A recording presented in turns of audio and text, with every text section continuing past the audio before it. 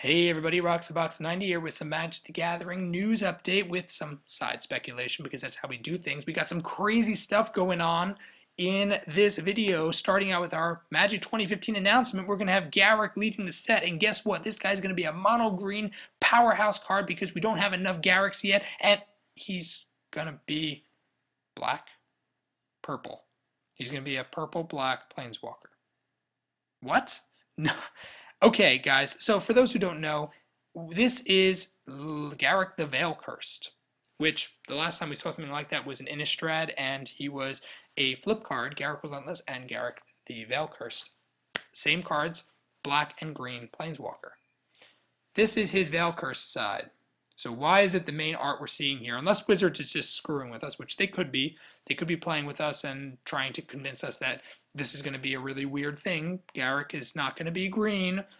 It's possible, but I'll speculate right here that there's a chance, given that we've seen a whole bunch of Garruks already printed, and they're not going to be reprinting a multicolor card in a core set, because that's number one on the list of 10 commandments that Wizards does not do on core sets. They don't make multicolor cards, except for Nicol Bolas and Mark Rosewater push that in. But anyway, well, let's pretend that never happened, and most core sets don't do that. You don't put multicolor cards in a core set because a lot of newer players and younger players are learning from that set, and you don't want to confuse them.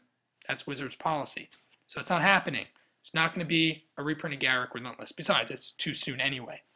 So if they're showing us this art and they're not trying to mess with us, my speculation is we're going to have a mono black Garruk, which would be very nice.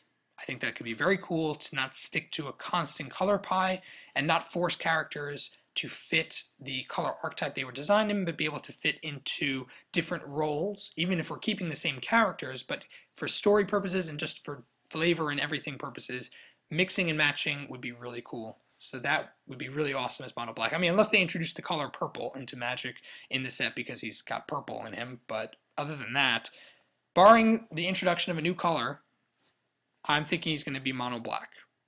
My speculation right here. Next thing we got to look at is the number of cards in the set. It's 269. That's 20 more cards than are supposed to be in a core set. Most core sets are 249.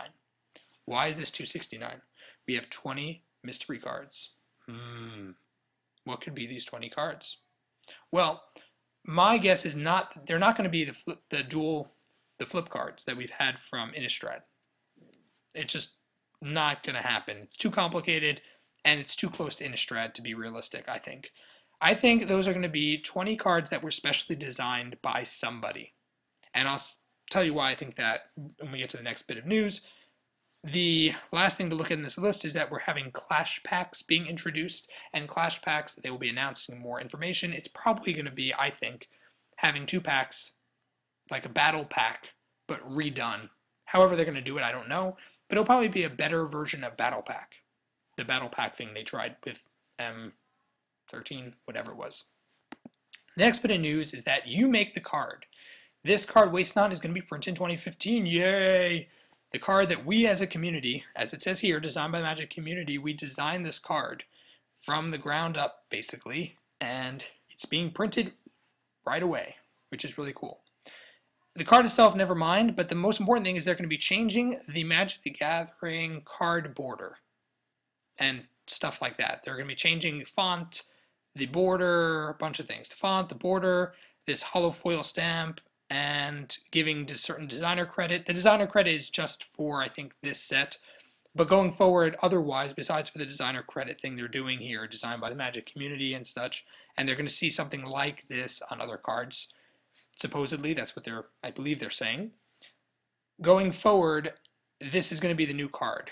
It's going to have a thinner border, black border around the outside, so there's more room for text, more room for art, which overall is not a bad change. I think that could be pretty cool. They're adding this hollow foil thing. I don't know, did they say it's going to be a unique hollow foil stamp? All rares and mythic rares are going to have this. It's supposed to guarantee authenticity and make it look cooler. I think it's kind of just a waste of space and pointless, but it doesn't really do much to ruin the card. I don't think it does terrible stuff. And the font, you don't really notice much of a change. So overall, I don't think it's such a massive change. And I think if it's going to make the card art and the text better, visible, bigger, it can only be better. And then here, this shows another card, the Wall of Fire, so it's not black. So you can see the red is trimmed off here, and it gives for more room for other stuff. This one looks a lot more awkward than they have up here because the black blends in better. This one looks a little more awkward. Hopefully they're going to touch it up a little bit, but this could be a little weird. We'll have to see how it comes out. I'm not going to speculate too much about it.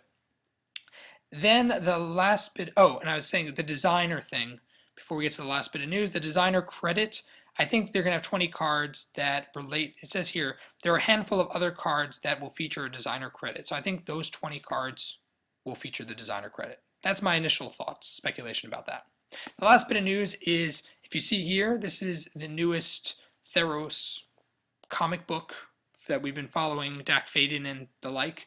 This is the 5th version, I think, and we have an awesome Ashiok taking over and messing with Dack Fayden.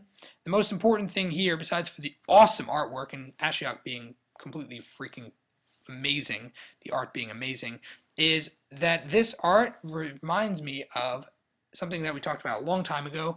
Here are some spoilers of the promos that come with the comic, and this is a Duress with the same artwork, which means that Duress, which is a highly playable card right now, may have this awesome artwork as the promo version of this Theros comic. So if it's only $5 a comic, if you really want to lay hands on some of these, I'd recommend maybe picking up a couple of copies.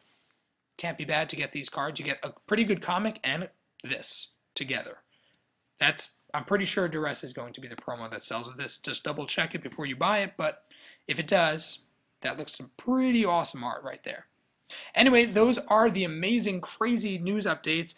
Some things I love, some things I don't. I've speculated a bunch of stuff. Let me know your guys' speculations and thoughts down below in the comment section. Tap that like button to show me that Magic is awesome. Burn some holiday calories, and to get lots of awesome stuff in the future, just tap that like button. Just poke it.